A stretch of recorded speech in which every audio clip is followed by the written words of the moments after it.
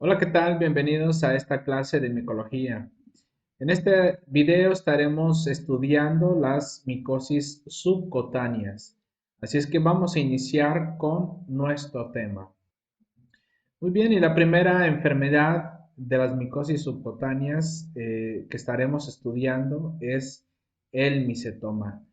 Prácticamente el micetoma es una de las enfermedades que han sido estudiadas dentro de estas subcutáneas y prácticamente podemos definir que el micetoma es un síndrome anatomoclínico de tipo inflamatorio crónico. De hecho, la mayoría, si no es que todas las que estaremos observando, son inflamatorias crónicas que lleva bastante tiempo en poder desarrollarse y sobre todo ser muy observable la parte clínica. Obviamente por las cuestiones del metabolismo y del tipo de reproducción que tienen los hongos, que son muy lentos, entonces para poderse llegar a observar y que se ha desarrollado la enfermedad sin tratamiento, pues es demasiado notorio. Y este está constituido por el aumento del volumen en las regiones donde se está afectando y sobre todo las lesiones de aspecto nodular. Podremos observar que están fistulizadas. Más adelante observaremos algunas imágenes, algunas fotografías y de donde se drena un exudado filante que contiene las formas parasitarias denominadas granos, que así lo estaremos mencionando, y obviamente es una infección subcutánea por implantación. Y por su etiología, por el aspecto de qué tipo de microorganismo está afectando, está provocando el micetoma, lo podemos dividir en dos tipos. El primero de ellos sería el eumicetoma, que realmente es causado por hongos filamentosos, es decir, ahora sí es un hongo que está ocasionando el micetoma. Sin embargo, también lo podremos estudiar desde el tipo de actinomicetoma, es decir, diversos actinomicetos, filamentosos y aerobios que están provocando este tipo de enfermedad. El actinomicetoma o micetoma de los actinomicetos es causado por varios tipos de microorganismos, dentro de los cuales están las bacterias gram positivas, que están en tres géneros, que sería el género de Nocardia, Actinomadura y el género de Streptomyces. Dentro de la población mexicana mencionaremos que los dos agentes principales del micetoma estaría la bacteria de Nocardia brasiliensis con alrededor del 85% de las infecciones y Actinomadura madurae que está dentro de alrededor del entre el 8 al 10%. Y podríamos mencionar algunos otros géneros dentro del eumicetoma de los que están ocasionando este tipo de enfermedad, que serían hongos filamentosos, tienen la característica que están tabicados, son pigmentados y sobre todo mencionar la coloración negra y hialinos o en algunos casos también pueden ser blancos. Dentro de estos están el género de Madurella, Pyrenochatae, Exophiala, Leptosphaeria y Curbularia. Dentro de los más frecuentes, por ejemplo, sería el Madurella mycetomatis y Trematosphera grisea, que son de los más comunes, y de los hongos blancos podríamos mencionar hasta el género de Fusarium. Dentro de la historia del micetoma, prácticamente podremos decir que es una enfermedad muy frecuente dentro del país de la India, que es donde más se ha estudiado. Desde principios del siglo XIX, pues ya había indicios del conocimiento popular de esta enfermedad por algunas palabras que se utilizaban como eslipada o slipatan, que el significado literal es pie de elefante. Entonces encontraremos este tipo de término, por ejemplo la elefantiosis, que había descrito en el libro sagrado de la India que se titula Atharva Veda que se cita la descripción del Pada Valmicán, que significa pío hormiguero, y que probablemente pues, sea la narración de un micetoma. Sin embargo, de las primeras descripciones clínicas se empezaron alrededor de 1832 por un científico que se llamaba Hill, quien se refirió a un tumor del pie. Sin embargo, más adelante, en 1842, Colebrook lo denominó como pie de madura. Sin embargo, ninguno de estos dos investigadores indicó realmente el agente causal hasta que realmente el primero que dio el nombre de micetoma lo podremos observar con el científico de Bandy Carter, que en 1860 dio el término de micetoma, quien confirmó realmente que la etiología de esta enfermedad era por un hongo y continuó los estudios sobre esta enfermedad hasta 1874. Ahora, la cuestión de por qué se llama micetoma es porque realmente el término significa tumor por hongos, por la forma clínica que afecta a los pacientes. Aunque realmente podríamos decir que no es del todo correcto, se sigue manejando hasta hoy en día indicando su etiología. De modo que se podríamos decir que se conocen como actinomicetoma por el tipo de hongo o de microorganismo, en este bacterias filamentosas que está ocasionando el micetoma, o eumicetoma, que ahora sí sería por hongos que está ocasionando la enfermedad. En cuanto a la distribución geográfica, este tipo de enfermedad es muy específico en zonas cercanas al trópico de Cáncer.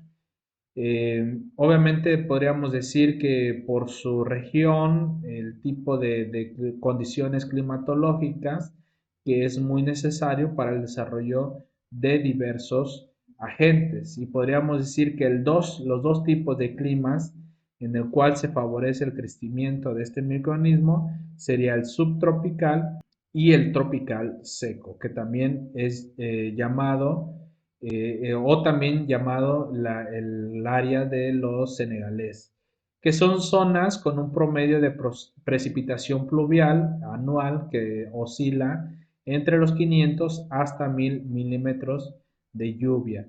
Y los rangos de temperatura pueden andar entre 10 a 20 grados centígrados, pero también entre 20 a 40 grados centígrados.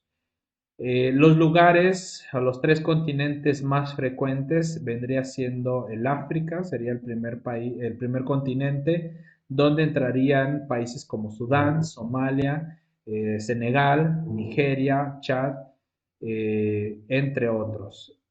Por ejemplo, en el continente de Asia, que sería el segundo más frecuente, estaría la India, que es el país más reportado. También está Arabia Saudita y Tailandia. Y dentro del continente americano, que sería el tercer continente, están los países donde está México, a Brasil y Argentina, que serían los tres principales. Sin embargo, también se han reportado casos en Venezuela, en Colombia, Bolivia, Guatemala y El Salvador, con casos muy esporádicos a través de la historia que han sido registrados, pues se podría mencionar a Europa y Estados Unidos, donde realmente han sido más que nada por migraciones endémicas. Si podríamos mencionar por el estudio aquí en México, estos serían los lugares, las regiones donde más se puede encontrar este caso de micetomas, sería en el área de Guerrero, Morelos, luego estaría el norte de Veracruz, Jalisco, también en San Luis Potosí, el sur de Nuevo León y el sur de Sinaloa, que es donde se encuentran más casos reportados. Como fuentes de infección, realmente podríamos mencionar que se han aislado en la tierra. Sin embargo, podríamos encontrar en otras partes lo que son los detritus vegetal, la madera y las diversas plantas. De hecho, este tipo de lugares donde podríamos decir es la fuente de infección, podremos imaginarnos cuál es el tipo de personas o pacientes que son más propensos por su trabajo o donde se encuentren. La vía de entrada podríamos decir que es cutánea, obviamente por implantación o inoculación, es decir, por alguna forma de traumatismo donde los microorganismos pueden tener cavidad y penetrar por un medio de una solución de continuidad, como lo son las espinas de acacias, sobre todo, las astillas de madera, las fibras de plantas, clavos, piedras, hasta patadas de animales, como lo pueden llegar a dar las mulas o los burros, aranazos, mordeduras de reptiles, entre otras fuentes. Entonces, esto vendría explicando el porqué de la topografía predominante del país, del padecimiento vendría siendo más en los pies. La frecuencia del micetoma es mencionar que es la micosis profunda más frecuente en nuestro país, en México, que vendría siendo alrededor del 65%, aunque en realidad no representa un problema para la salud pública y es importante porque puede llegar a generar, sobre todo en los pacientes que sí llega a afectarlos, invalidez en el miembro que afecta y cuando se presenta, sobre todo en zonas torácicas o craneales, puede provocar severas complicaciones que puede llegar hasta la muerte. Los tres países en el mundo realmente desde en forma decreciente es Sudán, México e India los que más presentan casos de micetoma. En cuanto a la patogenia, podemos observar aquí los principales actinomicetos que son productores de este tipo de enfermedad. Ya mencionamos que los géneros vendrían siendo el de nocardia, dentro de los cuales estarían las especies de asteroides, brasiliensis, mexicana, entre otros. Sin embargo, el más importante vendría siendo el de brasiliensis con el 85% de más enfermedad en México. Sin embargo, también podríamos mencionar el género de actinomadura con la especie Madurae, que vendría siendo la segunda agente etiológico más común, con alrededor del 10%. Sin embargo, podríamos observar otros tipos de microorganismos, como los Streptomyces, sobre todo en otras regiones, por ejemplo en Sudán, que tiene hasta su propia especie, pues podríamos mencionar que es el donde más ocasiona enfermedades. Aquí podríamos mencionar otro tipo de microorganismos que ahora sí ya son los hongos negros, que también pueden ser llamados como feo y fomicetos, sobre todo por la formación de granos de coloración negra, y estaríamos observando el género de Madurella, que es uno de los más importantes. También tenemos otros géneros y especies que también pueden provocar este tipo de enfermedad. Eh, sin embargo, Sin embargo, también podemos tener aquí, por ejemplo, otros hongos en los cuales son los blancos o hialo y fumicetos, que por el tipo de granos y la coloración, pues son blancas. Y tenemos dentro del género Fusarium y el género de Aspergillus también, o algunos dermatofitos que también pueden provocar este tipo de enfermedad. Y como lo podemos observar en la siguiente imagen, donde los agentes causales, la variedad que tenemos, llegan a desarrollarse en el paciente, lo hacen con masas compactas de micelio que son denominadas granos. Y esto se debe a que de esa manera resisten más y llegan a ocupar menos espacio para poder seguirse reproduciendo. Por muchos años se ha sabido que la composición de los granos no solo son masas filamentosas, sino que también se llegan a unir por sustancias producidas por el huésped o por otros microorganismos, y el cual esto ha dado que los estudios de histoquímica señalan que muchos de estos moléculas son tipo mucopolisacáridos, también de ácidos sulfatados, lo cual se ha comprobado, por ejemplo, en los granos de del género A. madurae. El padecimiento se llega a extender de manera paulatina, como lo podemos observar de esta manera. Aquí es donde se inicia por algún traumatismo y este va extendiéndose de manera paulatina y sumamente lento por contigüidad y avanza a nivel subcutáneo, es decir, va avanzando hacia la parte interior, lo cual va a poder llegar a atacar a lo que es el tejido muscular, conjuntivo y sobre todo el óseo. Desde el punto de vista histopatológico se va formando una reacción inflamatoria compuesto por células polimorfonucleares y más adelante se llega a formar lo que es la fibrosis.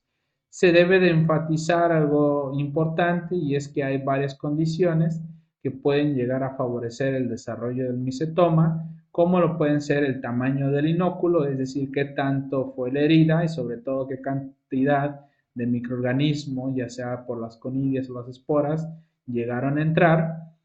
También vendría siendo el estado inmunológico del paciente, la recepción tisular y sobre todo también las condiciones hormonales. Vamos a observar algunas de las fotografías en la cuestión del aspecto clínico, de cómo se observa ya en los pacientes, algunas de ellas dentro del libro de Bonifaz, de Micología Médica, y que han sido también la topografía clínica habitual, que ya lo mencionamos, es sobre todo en miembros inferiores, que es alrededor del 60%, sobre todo por la posibilidad de sufrir con mayor facilidad algunos traumatismos en esa zona. De esta localización, vamos a decir que la que representa más porcentaje es en el pie, que es alrededor del 50%, en especial a nivel de la articulación tibio-tarsiana. Sin embargo, en menor proporción lo podemos encontrar en la planta y en dedos, y el resto se puede dar en piernas, también en rodillas o los huecos popliteos. La segunda localización en México es de alrededor del 15%, lo podemos encontrar en otros lugares como lo es la espalda y la nuca. Sin embargo, también lo podemos llegar a encontrar en miembros superiores como son las manos, los brazos y los codos. Entonces podemos ir observando los nódulos que se están produciendo, sobre todo en esta fotografía, y la formación de los granos. Al margen de las localizaciones anteriores, también se han reportado, por ejemplo, en abdomen, cara anterior del tórax, en el escroto, vulva, en la boca, sobre todo en la lengua, cara y cráneo. Y sobre todo mencionar este de lo que es el cráneo, que es el de muy mal pronóstico, sobre todo por el lugar donde se está provocando el micetoma y que puede llegar a regiones que pueda comprometer la vida.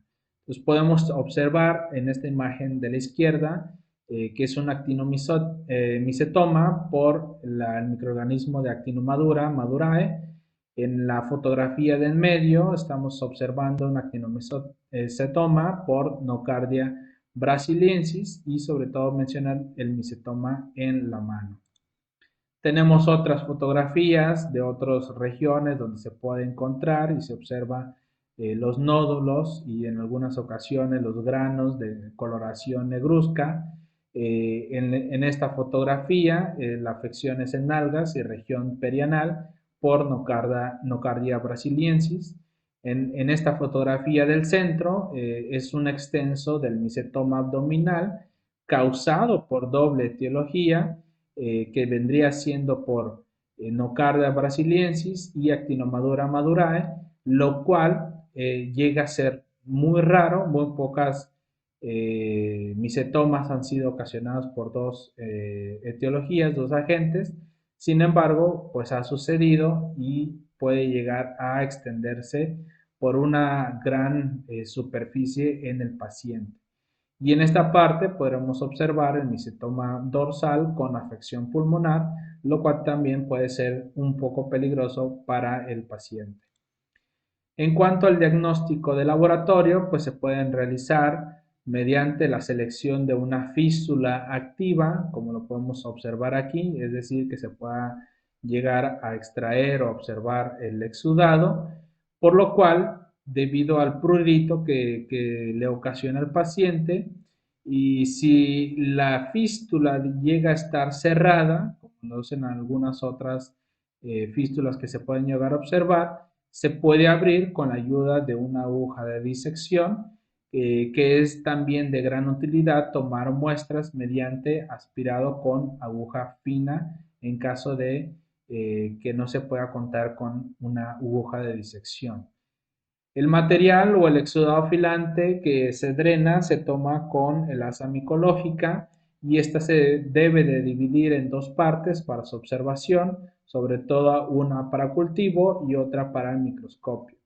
En casos de que el micetoma esté sin fístulas o poco activos, la muestra también puede ser tomada a partir de la biopsia y poder hacer alguna tinción. Si el padecimiento llega a comprometer los pulmones, también puede llegar a ser útil el esputo o el lavado bronquial. Aquí, como podemos observar, aquí está la toma de muestra, que es de un micetoma por nocardia.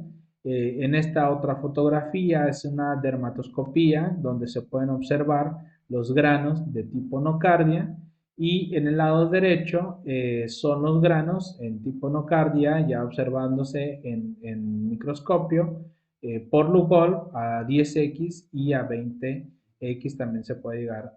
Aquí podremos observar en una laminilla prácticamente por el tamaño de los granos y sobre todo que es de actinomadura, un hongo, y que los granos son sumamente visibles. Aquí estaríamos observando el grano de actinomadura al examen directo con múltiples flecos que se encuentran en esta región en la periferia, y esta es una tinción con simplemente Lugol al 10%. Podremos observar los granos rojos también de actinomadura, pero de la especie Pelletieri. Y en la siguiente imagen, que es prácticamente varios, múltiples granos negros de eumicetomas a simple vista en examen directo y de consistencia filamentosa, es decir, también lo podemos observar con KOH, y algunos de estos es de Madurella micetomatis. También tenemos al género Trematosphæra grisea y Exophialia jenselmani. En cuanto a los cultivos, pues de algunos microorganismos que sí se pueden observar y que se pueden cultivar, pues tenemos el cultivo de Nocardia brasiliensis, por ejemplo en esta fotografía, donde se puede observar las características típicas y irregulares. No es una colonia regular de las bacterias, así es que por ser filamentoso también da el crecimiento irregular de las colonias. Sin embargo, también se puede llegar a realizar la prueba de caseína, lo cual veremos como un halo alrededor de las colonias. En la siguiente imagen podremos tener actinomicetos, como las características de Nocardia brasiliensis. También tenemos a lo que es Nocardia steroides, Actinomadura madurae y Actinomadura pelletieri.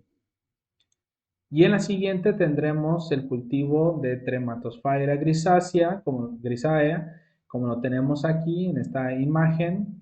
Obviamente podremos observar su coloración un poco más oscura, tendiendo a gris negruzco. Y en esta otra fotografía de otro cultivo, otra colonia, que vendría siendo de Madurella mycetomatis.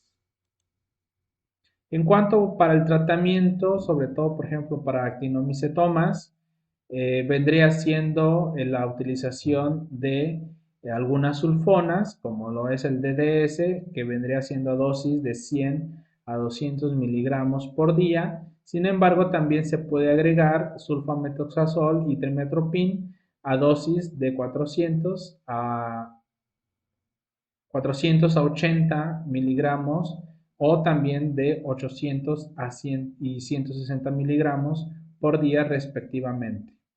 Sin embargo, otras alternativas que se han recomendado vendría siendo la streptomicina de un gramo por día, clofazimina, rifampicina y isoniazida. Tenemos también la doxiciclina. Sin embargo, en cuestión de que hay que tener indicaciones propias de los médicos y controles inherentes a estos fármacos, sobre todo por aquellos que puedan provocar síntomas secundarios. Y en el tratamiento de los eumicetomas, realmente ha sido siempre un problema, sobre todo para la mayoría de los hongos, por la toxicidad que muchos de los tratamientos antimicóticos pueden provocar. Uno de ellos sería la anfotericina B a dosis de 5 a 30 miligramos cada tercer día, con el inconveniente pues, de que tiene una alta toxicidad de este fármaco. Eh, Sin embargo, por ejemplo, en casos de dermatofitos, el tratamiento se podría mencionar en base de griseo-fulvina, algunos azoles sistémicos, como lo es el ketoconazol, itraconazol y el fluconazol. Sin embargo, también podríamos mencionar a la terbinafina. En algunos casos, la mayoría de los eumicetomas, según la localización y el grado ya crónico, pues se puede llegar a tratar por parte quirúrgica, sobre todo lo que es la amputación.